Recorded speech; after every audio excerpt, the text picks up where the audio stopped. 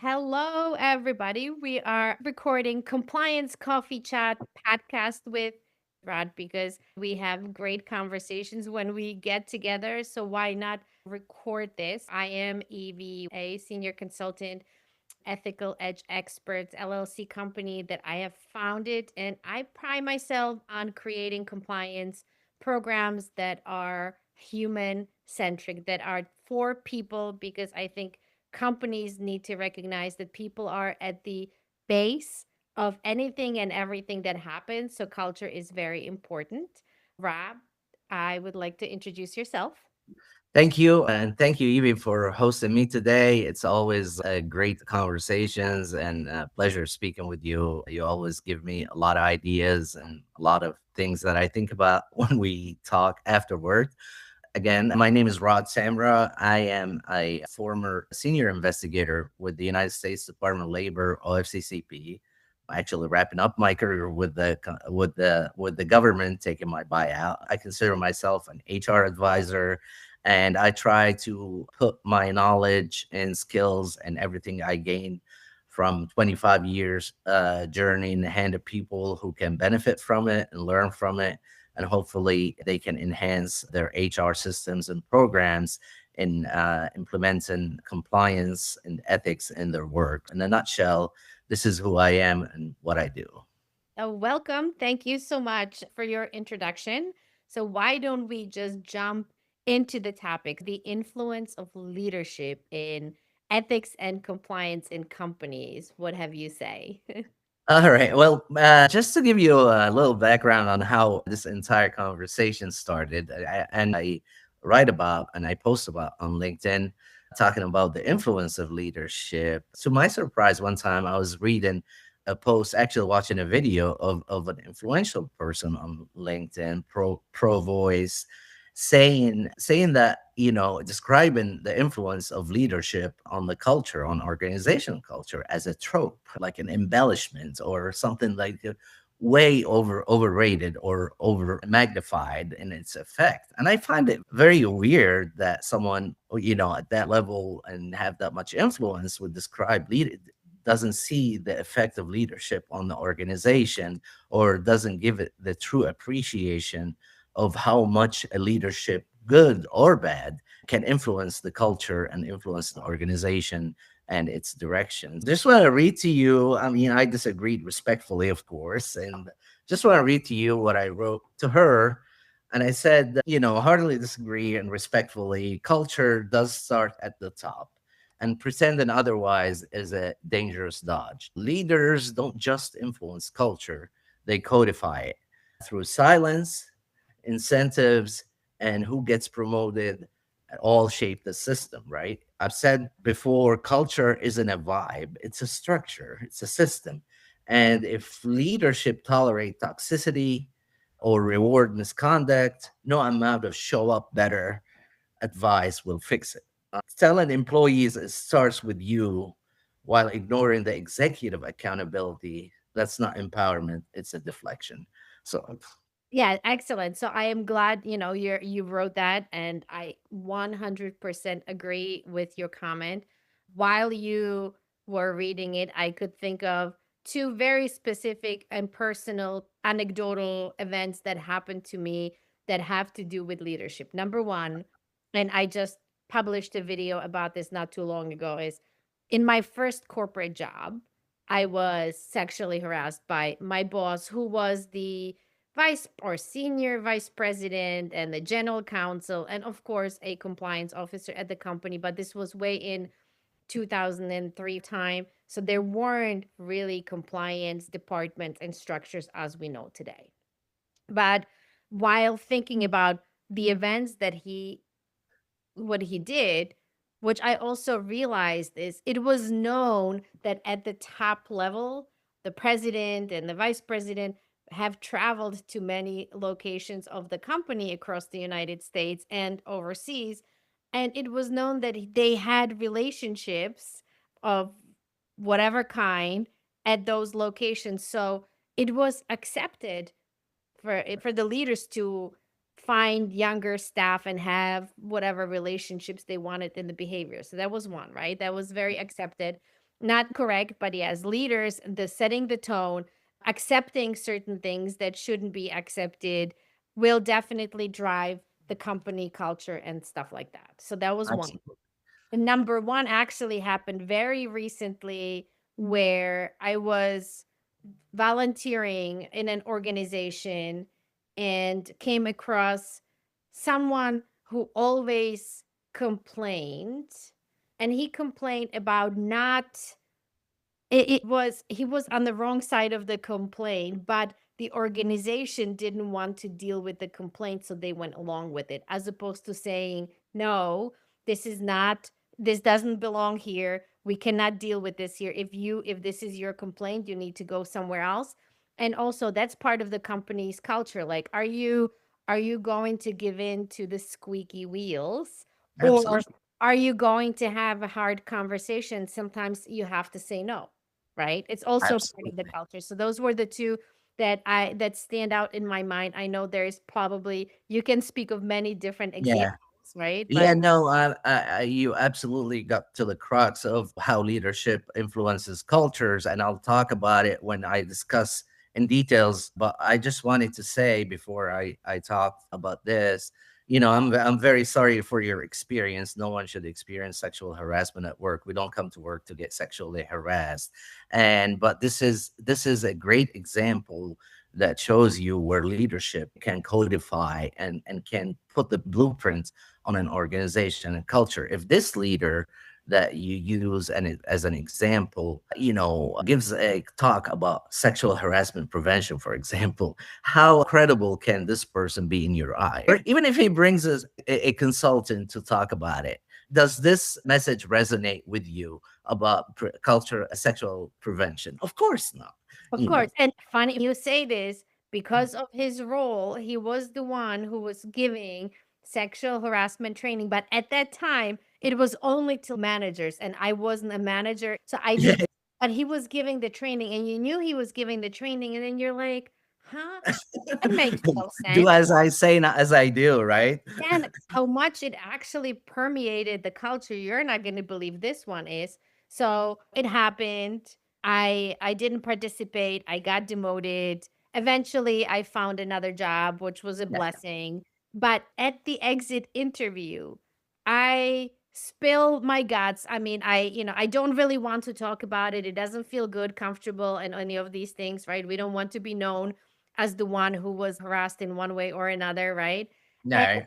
I spill my guts, and the HR person who was taking the exit interview at the end of it goes, "Well, what do you want me to do about this?" And Yeah, I'm it's just sad. like, It's "I don't very know," common. and I moved on. I think this is why I particularly think compliance is important, and that's why I do all these things, and really my mission is teaching young people so they understand you don't have to be in these positions, and you have to be bold and brave and move on, right? It takes a lot of brevity to talk about to open our wounds, and talk about our injuries. And I know you spoke about it and you posted about it and you created videos about it. And I tip my hat to you because it's not easy to talk about these things. But I know where your brevity come from, and I know the prevention you're trying to create by someone not experiencing what you have experienced. And I tip my hat to you, and I have a lot of respect for you Thank for you. I that. mean,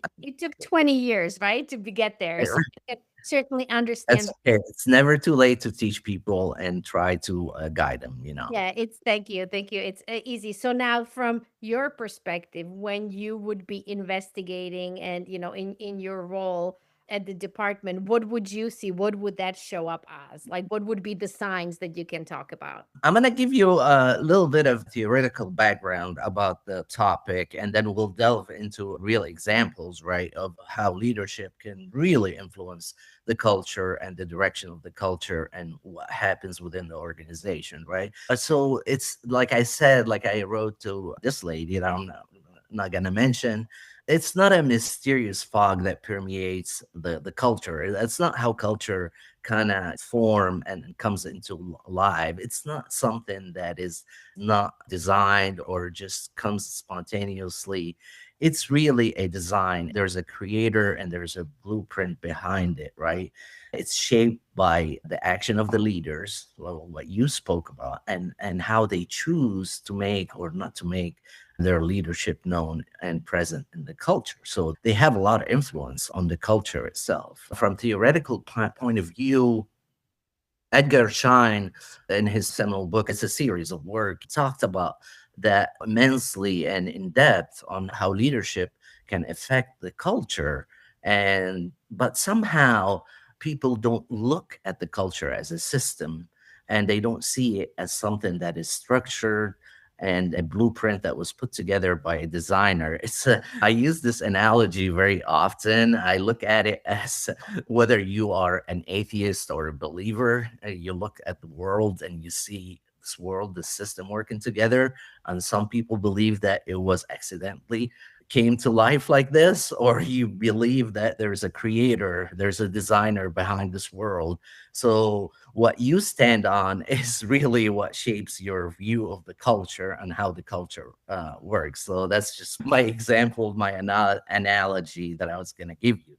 So, according to Edgar Schein, he pointed out in his book six actions or six strategic behaviors of the leaders that really shapes the culture, right?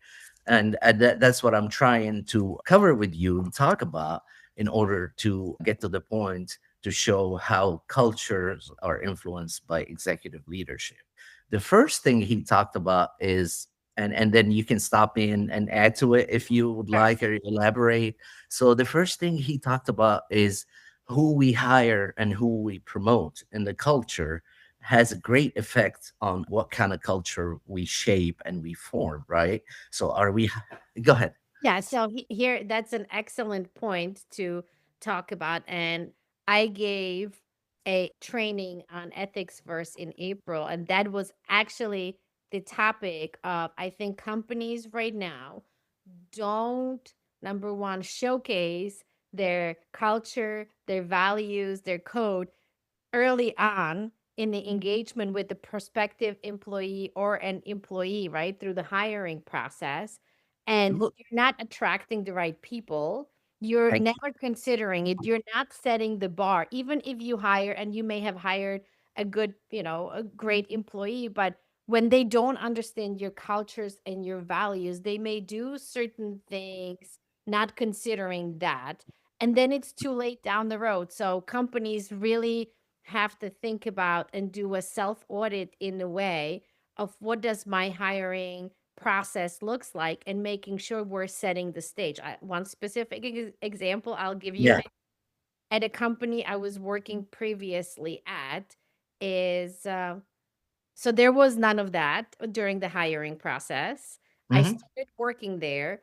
They did throw a whole bunch of trainings for me to take. Then there was an onboarding training, which took months before while I was working there because they only scheduled it like once every couple months. And, it wasn't, and there was zero notation about ethics, compliance, integrity, values in the onboarding training. The only thing it talked about benefits, IT security, and physical security. So obviously, once I recognized it, I made sure I reached out to HR and say, "Hey, please take these slides and include that in your onboarding training that I Yeah. created."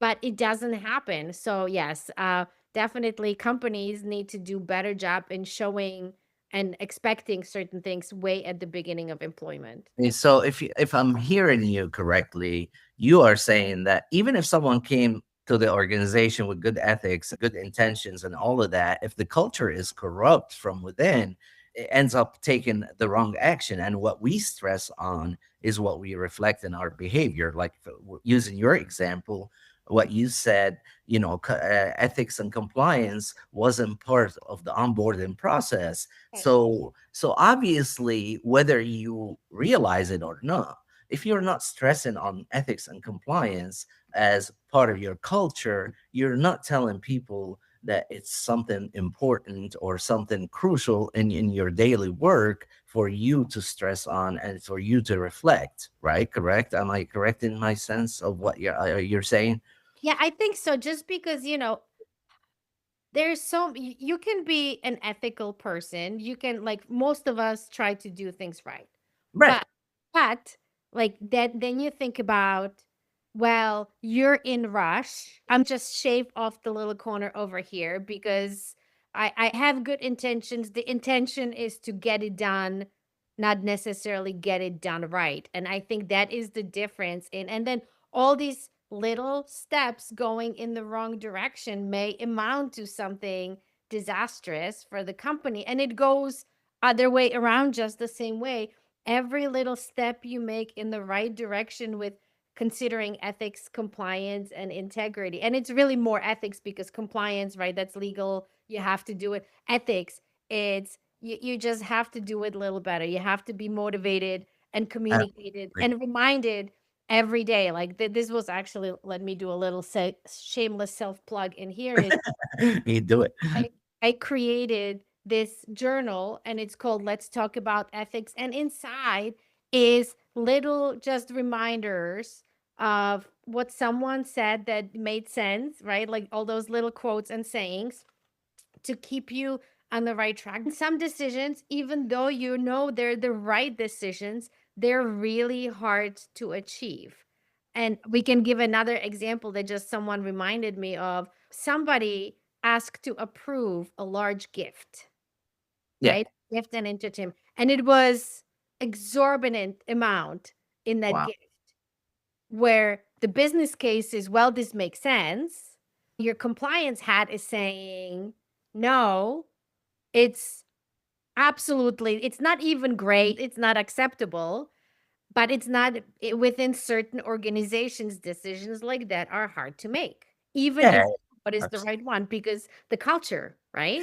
Absolutely. And what the culture allows you to see the boundaries of what you can do, what you cannot do. Where do we Right. draw the line? What type of gifts are we willing to accept? What's considered meaningful versus what's considered secondary and all of that. So if you don't have clear boundaries for what's acceptable and not acceptable, then the lines become very vague and people will cross them all the time. That's where the importance of your role as a compliance and ethics person come into play and show people vividly and clearly without a shadow of a doubt that these are the boundaries that you can cross and you cannot cross. Right. So, but what you're saying is it's funny because we did not talk about this, we did not discuss an outline or anything, but Right. you're really like get into to the core of what I was trying to tell you here. So you are really you have a good grasp on the topic Oh, and what I'm talking about, right? yeah. What is your second one? I'm curious. So we covered the first Yeah. one, right? Yeah. So let me just touch on it real quick and then we'll go to the second one. So we agree that people who you hire has a great influence on the culture. Are you hiring people who comes out as a performers who have their accomplishment and you don't care about how they got their accomplishment, how they reached it? Or are you looking at a people within the organization that you can build them within your culture and kind of groom them to become leaders in your culture, adopt your ethics and your standards. So this is the importance of leadership. Where you put people and how you put them, who you bring to the organization, who you promote, has a great influence on your culture. Just give you a quick example. We move on. I know you want to move on to the second point. I worked a long time ago. I worked in an organization where they looked at professionals, right? And whoever performed well, looking at outcomes and profitability, whoever performed well, they kind of promoted these people, this person to leadership for those professionals, and they didn't care whether this person has the people skills, the managerial skills, or the type of management philosophy that fits within the culture.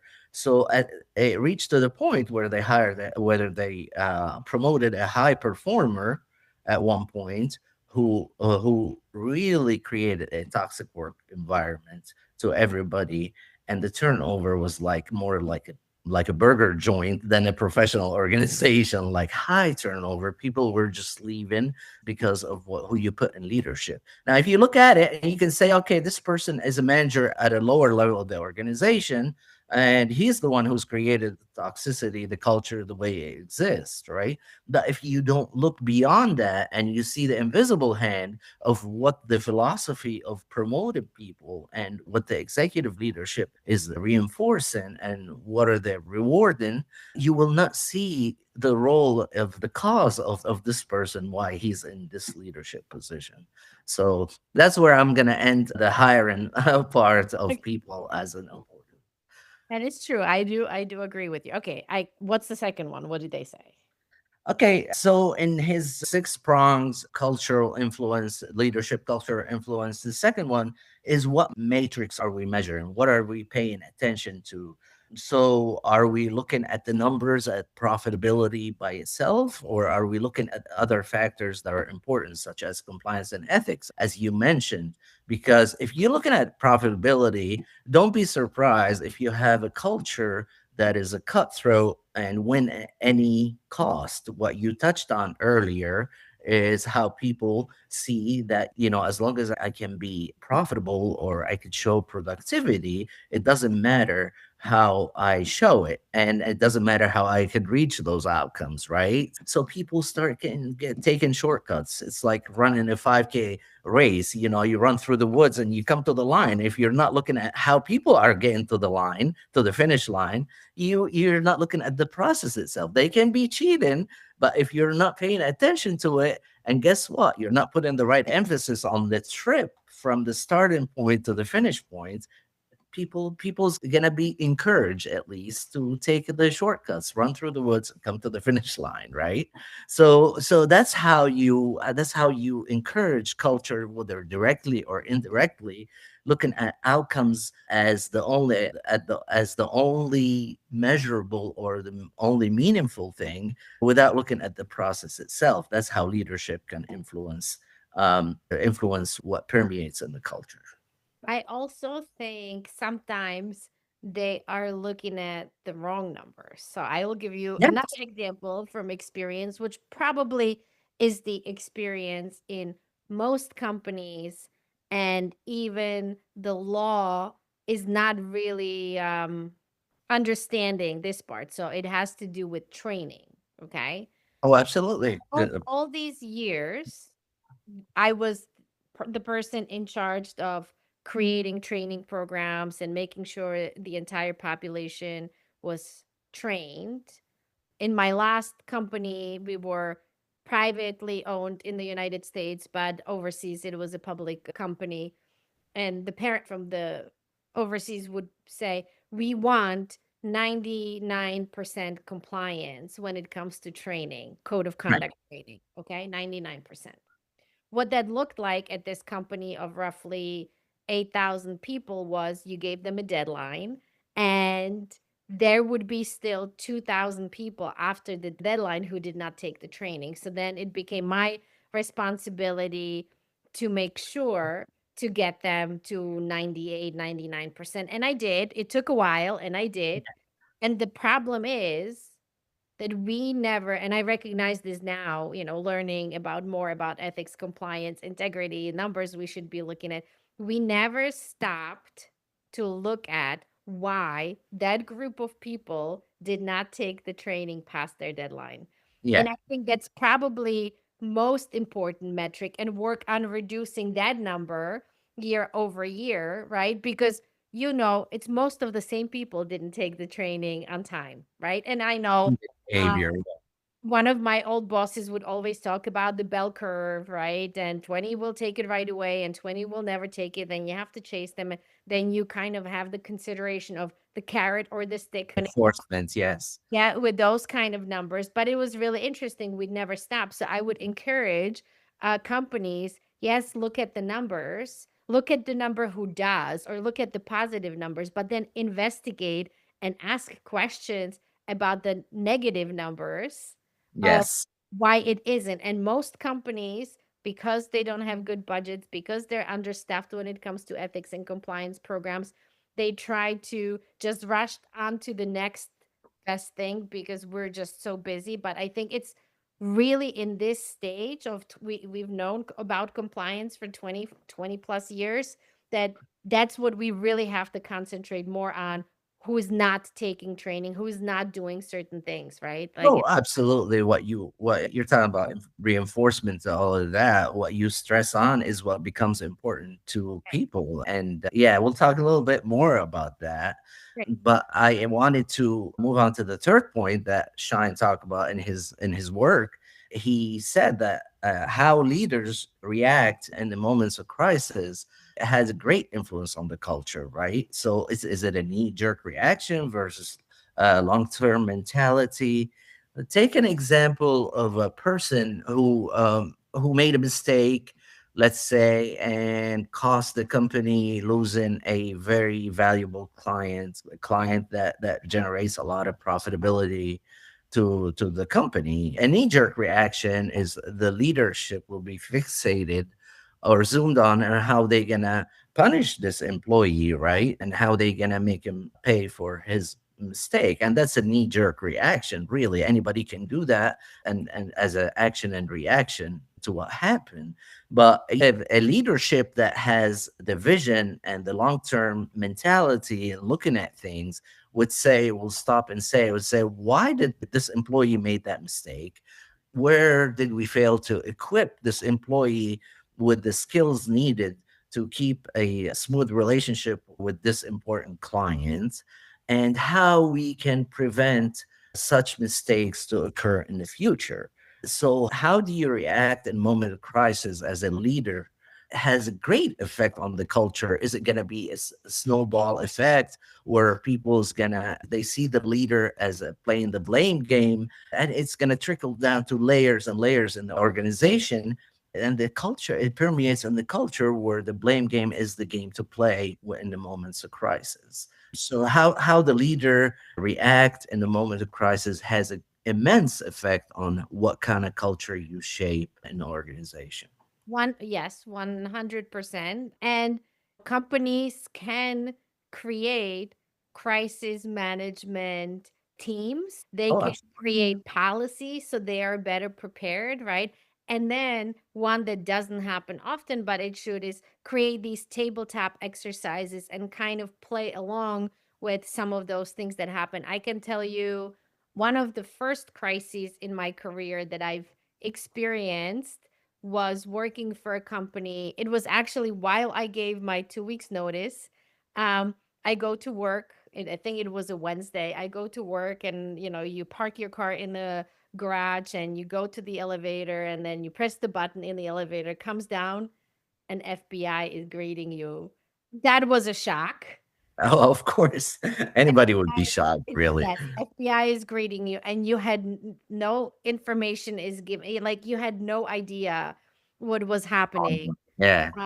So that company was not, I mean, it's interesting because parts of it were ready for this kind of an interaction, but parts of it were not. For example, so what ended up happening is it was a dawn raid regarding antitrust violation at this company that not only happened in our office in New Jersey, it happened in Europe and it happened in Japan. Okay. Wow.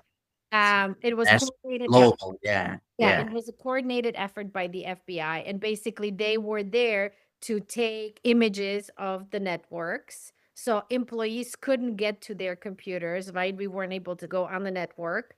Certain group of employees needed to remain in the property to talk to the FBI because it had to do with a specific area, and it wasn't what I was working on per se. I mean, even though I was in the legal department, Yeah. so you had employees just roaming around. The company wasn't ready.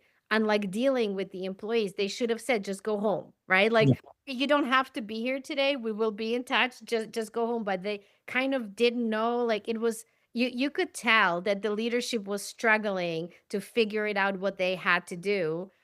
It was very interesting. It was very telling that you definitely need to be ready for anything that could come, and companies need lists of the different subject matter experts in the various areas their business operations are, Really.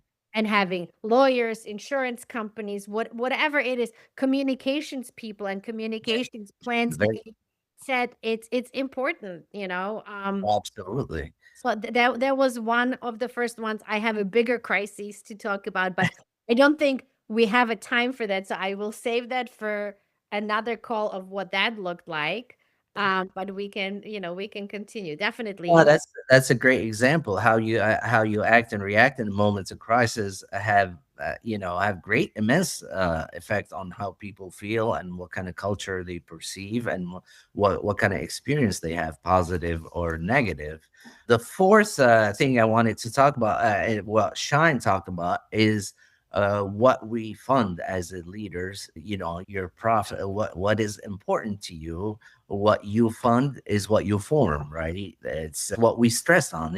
Go ahead. I know Yeah. you want to say something. Yes, this one, like it is so important for Yeah. companies. But you see, the one thing I want to say is if companies stick true to their core values in what they fund, it will never make any negative effect on their business. But what I've seen over the last, I don't know, 5, 6 years when I started to pay attention to this kind of stuff is companies or some leaders tend to fund certain fads and things change over time. And that is when the backlash happens. But if this is who you are, if if you want to support whatever initiative there may be, put your money towards it and you create your culture around it, that's beautiful, and your customers, employees will flock to you because that's who you are, right? Right. Right. But if it's not in your core and you're not, and you do, but then you don't, Right, it's going exactly. to be You're a giving mixed backlash. messages. Oh, Yeah. absolutely. So what do you stress on profitability, for example? Because like we were talking about, if profitability is the ultimate goal, you're just gonna create a cutthroat environment and people feel that they need to be profitable in order to succeed at any cost, right? Ethics and compliance. Let's say ethics and compliance. If you're an organization, you want to stress ethics and compliance, and you don't put ethics and compliance in your performance appraisal as part of the job that is a leader does well, or he or she does not do well. If it's not in your performance appraisal and you're not rewarding people for exceeding ethics and compliance goals, then you are really not encouraging people to look at it as an important part or important aspects of your performance. So what you fund is what you form, is what you end up creating. What you spend, going back to the employees, are you looking at profitability, or you're looking for employees' professional development, things of that nature that you're embedded in your culture to make people knowledgeable, ethical, and players where you feel like, okay, it's not about you as a star, it's about team performance and what the synergy that comes out of forming teams. So, what you stress on, what you throw money on, what you look as an important thing to spend money on, what ends up, you cannot have an innovative culture, for example, if you really look at profitability by itself. You're not going to spend money on research and development. You're not going to spend money on programs that help employees add to their skills, enlarge their jobs, and things of that nature. So this is what I mean, but what you fund is what you form. Right. I mean, one of the companies, I can give you example, during our compliance month activities, we wanted to hear from employees about nominating their peers to be the ethical stars. That and we then funded that program via gift cards and some incentives, but we wanted a good behavior to be showcased, and it gave you some time with the leadership team, and it was a really nice program where we at least had a chance to learn something about our employees when they were doing things right, because a lot of time you hear about things when they go wrong, so we wanted to change that and hear about our employees when they're doing something right. Yeah, positive versus negative reinforcement. What you reinforce is what you're going to get more of. And then you bonus it and throw money on it, and it's going to be even enforced even more. The good behavior that you want, you have to invest in it, just like any other type of investment within the company, Yep. right? So we talked about employer leaders, executive leadership reaction, but there's also leadership action, right? So reactions usually are the things that happen out of your control, like you said. FBI just showing up to you to your facility, don't know what's going on. No, you have to react to this situation. But leadership action is very important, and I want to tie it into the sexual harassment example from your experience of what you went through. This is a great example of, we talked about how that affected you and how you ended up seeing less credibility in the leadership because they're not practicing what they're preaching, right? So whatever the leader does, employees mirror and they see as important and it's not important. So the action that comes out of what's under the leadership control has an immense effect on the culture as well. And if you want to add to that, I would love to hear it. Yeah, I've identified this issue where companies put in their code of conduct that they want their leaders to be something called ethical leaders. Like you see it in almost every other code of conduct of a company that has a code that if you're a manager or supervisor and above, you're an ethical leader, and it gives you a paragraph or maybe a page about this notion of leadership. The thing that I identified is companies don't tell them how. I created a program around it that I actually call the Integrity Playbook, where I teach leaders or managers. It's because to me, a leader in the company is anyone who is leading people. So Leading people, absolutely. supervisors, managers, above all the way to the C-suite. You should go through this program. And the things that we talk about is what is our program? Like you talk to them about where the policies, do you have an open door policy in your company? What does that look like? Talking about hotline, non retaliation, and giving them some tools to be able to lead by example efficiently, authentically, because employees know when it's not authentic. So you have to teach your managers how to be ethical leaders, you know? No, absolutely. And it's not only at the top, like yes, tone from the top is super important, but it is the what do they call the mood in the middle, right? Oh, It's so absolutely. So very, very uh, important.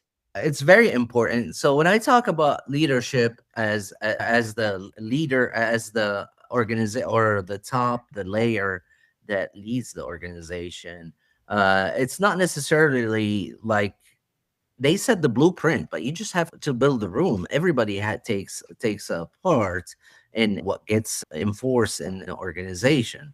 Not to underestimate or downplay the importance of the roles of other leaders at the lower levels, but the thing about it is executive leadership kind of sets the tone for everything Yes. that gets reinforced in the organization, right? So we all have a role, we all play a role in building and structuring the organization the way it is.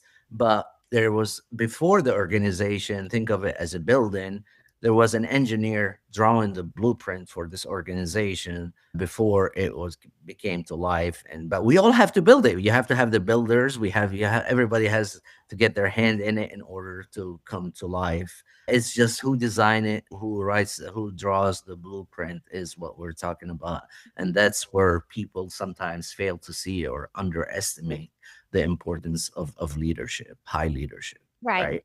right? I recently wrote an article for CCI where I talked about at the board of directors level, it would be really good if a compliance professional had a seat. So at Oh, least absolutely. they would have a conversation at that level talking about the governance and setting the tone at the top, because yes, that's where you approve the foundation of what everything else is going to be. That's where the vision is. Oh, And I agree. a lot of times, when you look at the studies of the board composition, is number one, boards changes only 8% over a year. That's one number, right? They stay the same. Yeah, The next number is the professionals who are making up the board of directors is mostly business.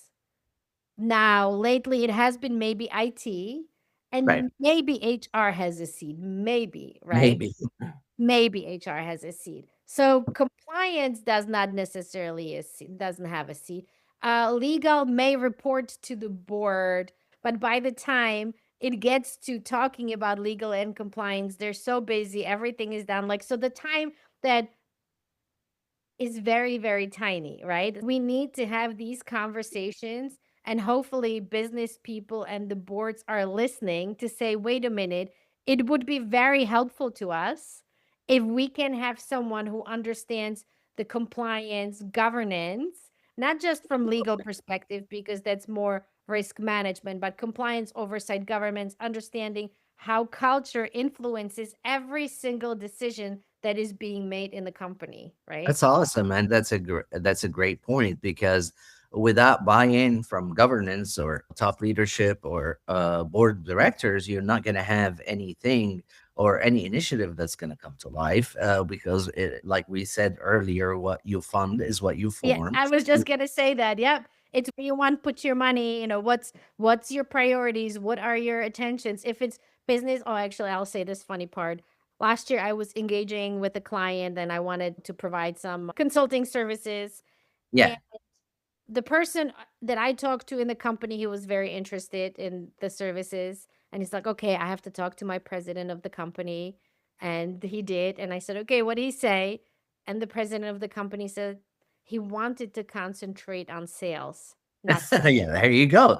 No, but that's what I'm saying. What metrics do you measure? We were talking about that earlier, right? What metrics do you measure? Because a lot of what happened is a lot of time, executives and people at a high level are concentrated on what increase their bonuses, right? And sales is going to increase this person's bonus, but not necessarily compliance and ethics. So they're not going to see value that if you are all fixated on the profitability. But that's what you reinforce, what your action and what you fund and all of that is what gets rewarded at the end. And that's exactly. what, and that's what people see. What's important for leadership is what becomes important to me.